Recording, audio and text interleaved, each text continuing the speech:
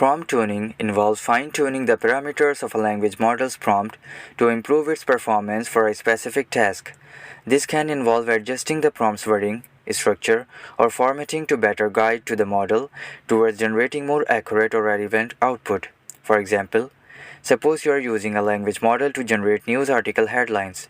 You might start with a generic prompt like generate a news headlines. However, after generating a few headlines, you notice that the model is not capturing the most important elements of the news story.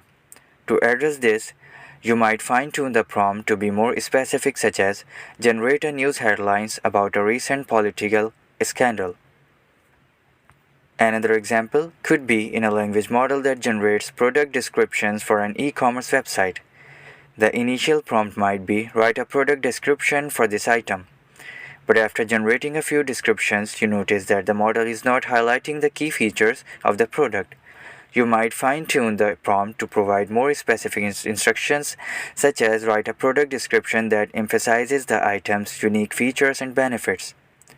In general, prompt tuning involves experimenting with different prompt parameters to find the best configuration for a specific task. By fine-tuning the prompt, language models can generate more accurate and relevant text, leading to better performance in a wide range of natural language processing applications.